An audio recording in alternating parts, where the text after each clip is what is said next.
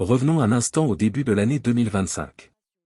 Washington décide alors d'activer ce que certains économistes appellent la véritable option nucléaire financière contre l'industrie pétrolière du Venezuela. Et il ne s'agissait pas simplement de bloquer les importations américaines. La première étape a été bien plus radicale, retirer l'autorisation de Chevron, la dernière grande compagnie pétrolière américaine encore active dans le pays. En un seul geste, les États-Unis ont arrêté une production qui dépassait les 100 000 barils par jour. Mais le vrai séisme est arrivé un peu plus tard, le 2 avril 2025, avec l'annonce d'une mesure encore jamais vue, des tarifs douaniers secondaires d'une ampleur inédite. Le principe était simple, brutal et parfaitement assumé. Washington a prévenu l'ensemble des pays du globe, si nous découvrons que vous achetez ne serait-ce qu'un seul baril de pétrole vénézuélien, nous imposerons une taxe de 25% sur toutes vos exportations vers les États-Unis. Pas seulement votre huile, tout. Vos meubles, vos appareils électroniques, vos produits manufacturés. Absolument rabatteur. Pour donner un ordre d'idée, un tarif américain classique tourne autour de 2%. Une taxe de 25% rend instantanément les produits d'un pays totalement non compétitif. L'objectif était aussi clair que mathématique, réduire à zéro les exportations de pétrole du Venezuela en rendant tout achat économiquement catastrophique. Une démarche d'une agressivité économique jamais vue dans la région depuis des décennies. À Washington, on partait d'un principe simple, aucun pays n'oserait mettre en péril son accès à l'économie américaine, un marché de 20 000 milliards de dollars juste pour quelques cargaisons de brut en provenance d'un Venezuela en difficulté. Sur le papier, le calcul paraissait imparable. Mais il comportait une faille majeure, il n'intégrait pas un acteur qui, lui, n'avait rien à perdre dans cette équation, la Chine. En 2025, Pékin et Washington étaient déjà plongés dans une guerre commerciale ouverte. Depuis des années, les exportations chinoises vers les États-Unis ont été frappées par des hausses de droits de douane répétées.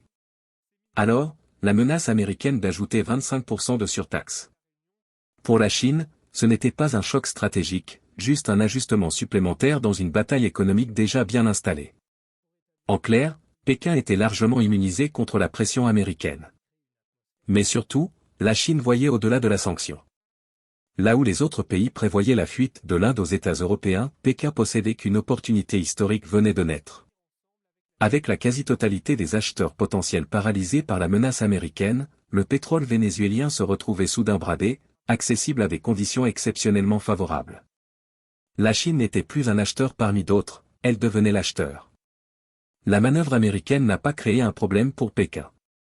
Elle a au contraire dégagé tout le terrain, lui offrant la possibilité de sécuriser une source énergétique stratégique pour des décennies, et à un prix défiant toute concurrence. Avec le champ totalement dégagé par les sanctions américaines, la Chine n'a pas simplement commencé à acheter davantage de brut vénézuélien en silence. Non. Pékin a choisi d'envoyer un message clair au reste du monde, un message chiffré en milliards. En septembre 2025, alors que tous les égards étaient encore braqués sur les effets du tarif américain de 25%, une entreprise chinoise, China Concor, installait discrètement la première grande plateforme pétrolière offshore construite au Venezuela depuis des années, au large du lac Maracaibo. Et il ne s'agissait pas d'un petit projet symbolique, c'était une infrastructure colossale, pensée pour durer, financée par plus d'1 milliard de dollars d'investissement direct. L'objectif ? Faire passer la production locale de 12 000 barils par jour à près de 60 000 barils quotidiens dès 2026. Une multiplication par 5. Réfléchissez un instant. Au moment même où Washington mobilisait toutes ses armes économiques pour étouffer l'industrie pétrolière du Venezuela, la Chine, elle, s'employait à la reconstruire, mais cette fois sous son propre contrôle. Le signal envoyé était sans ambiguïté, Pékin n'a fait pas un simple coup d'État opportuniste. Elle s'installait pour de bon sur le plan industriel, financier et stratégique. Ce pari audacieux de Pékin n'était pas une improvisation dictée par les événements de 2025. Au contraire, c'était le résultat logique d'un partenariat stratégique mûrement préparé depuis plusieurs années. En 2023 déjà, le Venezuela devenait le premier pays de toute l'Amérique latine à obtenir de la Chine le statut de « partenariat stratégique mondial tout temps », l'échelon diplomatique le plus élevé accordé par Pékin, réservé uniquement à ses alliés les plus essentiels. Ce label n'a rien d'un titre protocolaire ou décoratif. Dans le langage diplomatique chinois, il signifie une chose très précise, quelle que soit la météo géopolitique, tension, crise, bouleversement, la Chine restera présente. C'est un engagement d'appui politique et économique inconditionnel, une forme de garantie stratégique. Alors, lorsque Washington a lancé sa bombe tarifaire en 2025, les sanctions américaines ne se sont pas heurtées à une relation fragile ou opportuniste. Elles ont percuté un partenariat déjà blindé. Pékin avait anticipé depuis longtemps qu'un tel affrontement pourrait survenir. Et surtout, elle s'y était préparée. Parlons maintenant de ce qui constitue le véritable lien qui attache solidement le Venezuela à la Chine, la dette. Au fil des années, Pékin a prêté à Caracas la somme colossale de 60 milliards de dollars. Mais ce n'est pas une dette classique, remboursée en dollars ou en versement bancaire. C'est un mécanisme particulier, presque unique. Le Venezuela rembourse cette montagne exclusivement financière en pétrole. Imaginez un peu, c'est comme si un client avait une ardoise énorme dans un bar, mais qu'il ne pouvait la régler qu'avec une seule monnaie, dans ce cas, des barils de brut. Cela crée un système fermé, un contrat où le Venezuela doit obligatoirement envoyer du pétrole à la Chine, et où la Chine a légalement le droit de le recevoir, quoi qu'il arrive. Et dans ce cadre très précis, les sanctions américaines n'ont strictement aucune prise. Ce flux pétrolier n'est pas une transaction commerciale que Washington peut faire pression pour bloquer. C'est une obligation contractuelle, un remboursement de dette, protégé par des accords internationaux. Même si les États-Unis voulaient interrompre ce flux, ils ne le pourraient pas. Ils se retrouveraient à exiger d'un pays qu'il viole un contrat financier international, une position intenable diplomatiquement. Voilà pourquoi ces 60 milliards de dollars représentent un levier décisif pour Pékin, une garantie concrète, qui assure à la Chine un approvisionnement constant en pétrole, provoquant des crises, des sanctions ou des pressions extérieures. Peu importe la tempête politique, le brut vénézuélien continue de couler vers la Chine. Et voici maintenant l'ironie la plus douloureuse pour Washington. En cherchant à punir le Venezuela, les États-Unis ont en réalité créé une crise majeure, pour leur propre industrie énergétique. Depuis des décennies, les raffineries situées le long de la côte du Golfe au Texas, en Louisiane, ont été précisément conçues pour traiter un type très particulier de pétrole, un brut lourd, épais, difficile à raffiner, mais indispensable au fonctionnement de leurs installations. Et devine qui était l'un des principaux fournisseurs de ce pétrole parfait pour leurs infrastructures? Le Venezuela. Ces complexes de plusieurs milliards de dollars ne peuvent pas tout à coup tourner avec un autre type de brut. C'est comme demander à un moteur conçu pour du diesel de fonctionner fréquemment à l'essence, techniquement possible avec d'énormes modifications, mais néanmoins coûteuses et risquées. Résultat, une panique immédiate. Les raffineries américaines ont dû se tourner vers d'autres fournisseurs, souvent bien plus chers, comme le Canada ou certains pays du Moyen-Orient. Dans certains cas, elles ont été forcées d'entamer des travaux de reconfiguration complexes, longs et extrêmement coûteux. En voulant asphyxier l'économie pétrolière vénézuélienne, Washington a donc créé de toutes pièces un casse-tête à plusieurs milliards pour ses propres entreprises. Une conséquence inattendue qui révèle une faiblesse stratégique majeure dans la planification américaine. Alors, où en est-on après cette série de décisions et de contre-mouvements? Les chiffres d'octobre 2025 parlent d'eux-mêmes. Oui, les sanctions américaines ont bien fait chuter les exportations totales du Venezuela, environ 26% de moins. Mais elles ont échoué sur leur objectif principal, isoler totalement Caracas. Au lieu de s'effondrer, le flux pétrolier vénézuélien a simplement changé de direction. Et il ne s'est pas dispersé, il s'est concentré presque entièrement vers un seul destinataire, la Chine. Les données sont impressionnantes. Pékin recevait désormais 663 000 barils de pétrole vénézuélien chaque jour, soit près de 80% de l'ensemble des exportations du pays. Une quasi-hégémonie.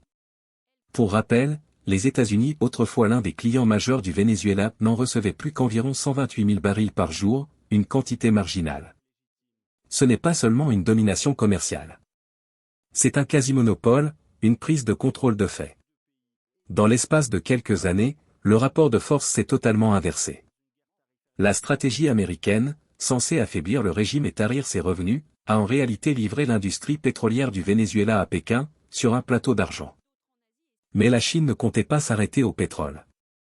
En novembre 2025, elle a dévoilé un nouveau coup de maître, un accord commercial zéro tarif avec le Venezuela, couvrant près de 400 produits de l'agroalimentaire aux biens manufacturés. Ce n'est plus du tout un simple échange, pétrole contre cash. C'est l'ancrage structurel de toute l'économie vénézuélienne dans le système chinois. Grâce à ce dispositif, non seulement la Chine absorbe l'essentiel du pétrole vénézuélien, mais elle devient aussi le principal débouché pour une multitude d'autres produits locaux. En parallèle, les entreprises chinoises latines bénéficient d'un accès privilégié au marché vénézuélien, stratégique pour la présence de Pékin en Amérique. Quand on prend du recul, l'ensemble du tableau révèle une réalité frappante: les États-Unis ont commis l'une des erreurs géopolitiques les plus spectaculaires de ces dernières années. Washington pensait utiliser son arme la plus redoutable, l'isolement financier, pour forcer le Venezuela à céder. Mais cette stratégie reposait sur une vision dépassée du monde, celle où les États-Unis étaient l'unique centre économique incontournable. Une époque révolutionnaire. Lorsque les sanctions américaines ont été frappées, le Venezuela n'a pas cédé. Au contraire, il s'est tourné entièrement vers l'orbite économique chinoise, déjà prêt à l'accueillir.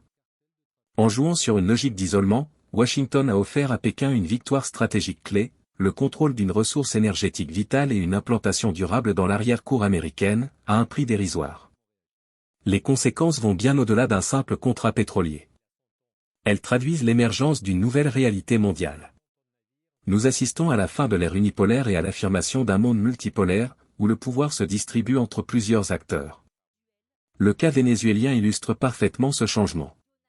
Un pays sous pression extrême n'a pas seulement survécu, il a trouvé un allié puissant, capable de garantir sa sécurité énergétique et économique. La Chine n'est plus seulement un partenaire commercial, elle devient un garant stratégique, un investisseur dans les infrastructures critiques et un bouclier diplomatique. Pour les États-Unis, cela signifie que toute politique dans leur propre hémisphère doit désormais tenir compte des réactions possibles de Pékin.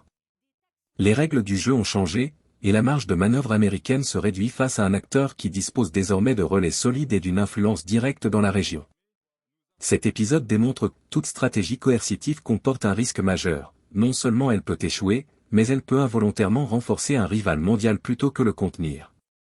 Nous entrons dans une ère de complexité stratégique, où chaque décision peut provoquer des répercussions mondiales imprévues. Chaque mouvement crée des vagues capables de redessiner l'échiquier géopolitique. Le Venezuela montre que l'ancien modèle unilatéral ne fonctionne plus, les sanctions américaines, loin d'isoler Caracas, ont offert à Pékin un avantage stratégique décisif, consolidant son influence et réaffirmant que dans ce nouveau monde multipolaire, chaque action doit être pensée au-delà des apparences, car les conséquences peuvent largement dépasser les intentions initiales.